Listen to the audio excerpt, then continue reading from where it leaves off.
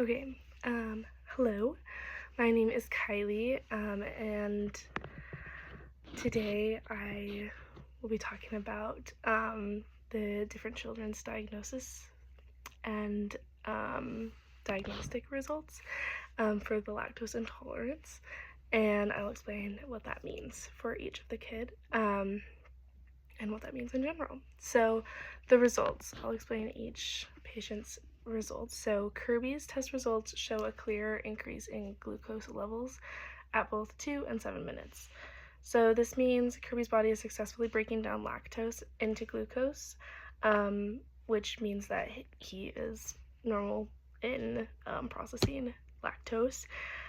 He is not, would not be the cause of his symptoms. Jamel's or Yamel test results show little to no increase in glucose levels over time. This means his body is not efficiently breaking down lactose, and this would indicate that he has lactose intolerance.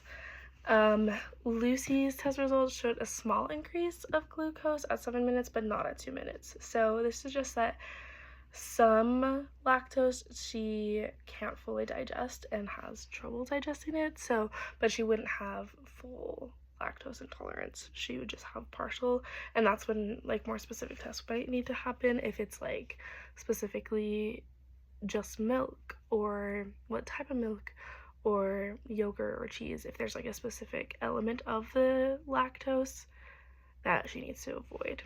And then the last, we'll say Caleb's test results show no detectable glucose increase at either time point. So this indicates that his body does not produce functional lactase, and so that would mean that his body will eventually develop lactose intolerance. Okay, so the second question, what does lactose intolerance mean chemically?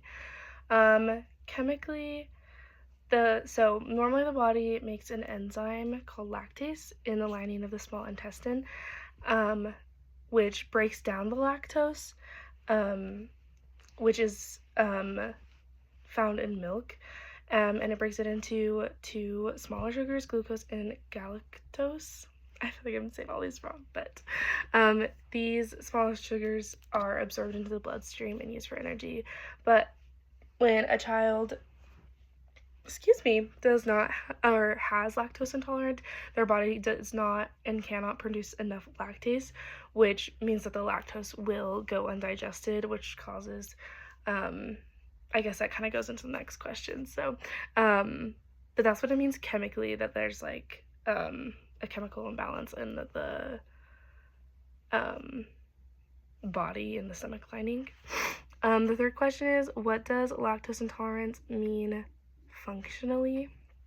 So this is what I was getting into with the last question, but when lactose is not broken down in the smaller intestine, it passes into the large intestine, which means that bacteria from the lactose will produce a lot of gas and a lot of stomach dysfunction, and this usually leads to physical symptoms that are painful, uncomfortable, lots of stomach aches.